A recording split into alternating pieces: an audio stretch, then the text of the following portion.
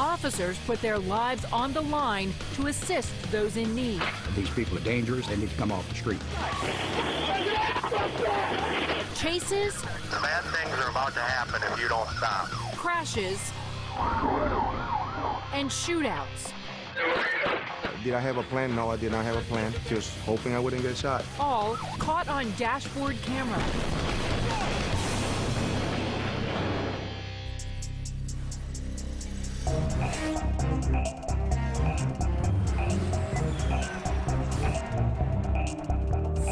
Caught on camera. DashCam Diaries. Bank robbery suspects ambush a sheriff's deputy and then lead police on a violent chase. These people are dangerous. They have no regard for the citizens. They need to come off the street.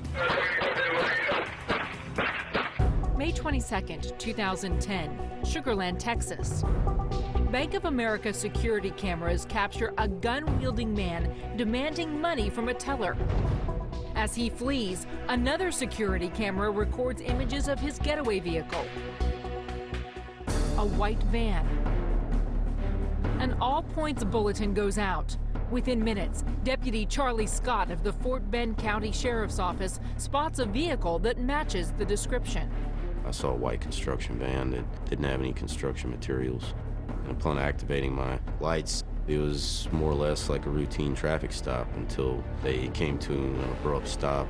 As Deputy Scott's dash cam rolls, the van stops and the rear door flies open, revealing a man brandishing an AK-47.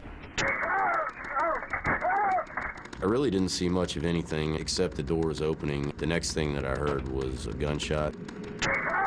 The suspect then fired another round. That round went through my windshield. I attempted to dive to the right in the passenger seat to get underneath the engine block for cover. In trying to get cover, I was shot in the left arm, and I was also shot in the head. I then returned fire back over my head. I was like being hit in the head with a baseball bat. Shots fired! Shots fired! I put my hand on the back of my head because there was so much blood. I thought the back of my head had been blown off. As I was getting out of my vehicle, I was thinking about a lot of things. My wife's going to be really mad at me. I was thinking about my children. I was thinking about my partners. At one point, I thought about trying to get in my car and pursue the vehicle. However, I was disabled significantly and losing an awful lot of blood. I'm hit. Deputy Scott is bleeding profusely, but manages to radio for help. 99 northbound. Roll EMS. I feel that the suspects made a mistake by not finishing me off. Report at 99, he's been shot. I was able to get out the information and get my partners over there to help me and potentially locate the vehicle. As officers rush to Deputy Scott's aid, Deputy Frank Cempa Sr. hears the call over the radio. I advised dispatch I was going to go north on FM 1464 to try to intercept the van. Within a couple of minutes, another deputy saw a white construction van turning onto a street.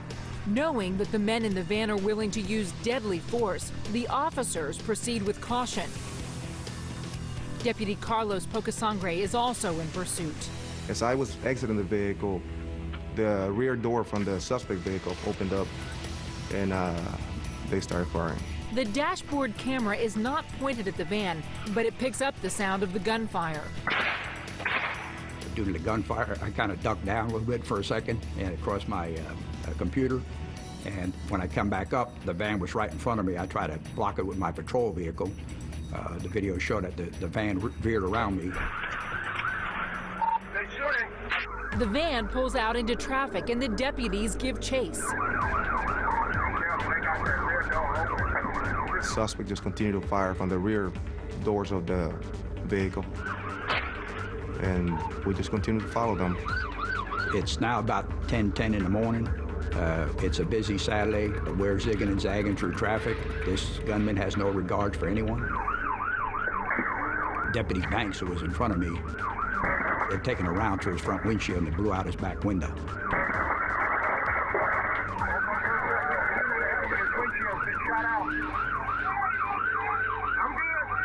Deputy Cempa edges closer to the van as it turns onto a side street into a residential neighborhood.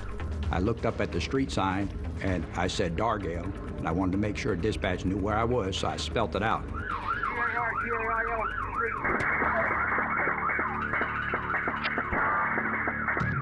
I believe they had stopped and were waiting for me as they did with Charlie Scott. So I stayed there. It seemed like an eternity, but it was only about 10 seconds.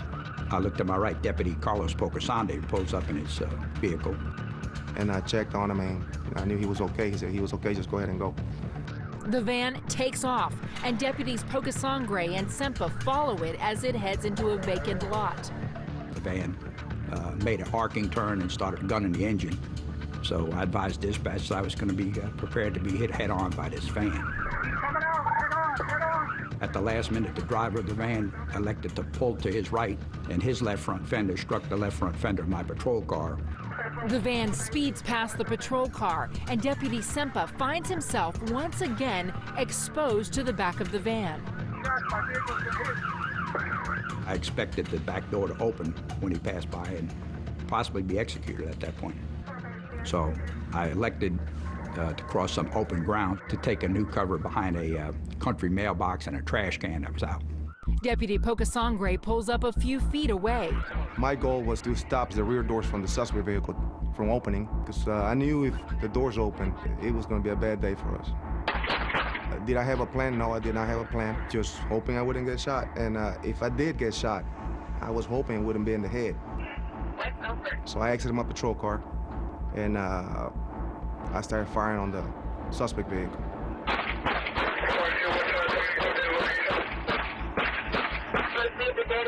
I was going to resort to my NYPD training of kneel down, make yourself a small target, and engage the target. As soon as my right knee hit the ground, I did a controlled firing with my 9mm.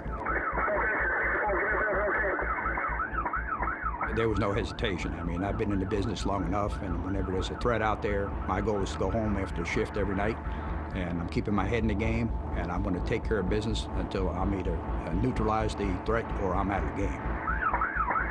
It didn't take but about 10 or 15 seconds before the driver opened the door and surrendered.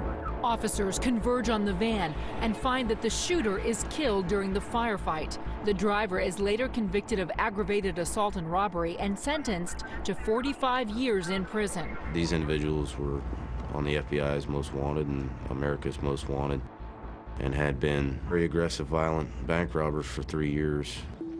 Officers keep the white van at the police impound lot, its bullet-riddled exterior a reminder of the officers who put their lives on the line.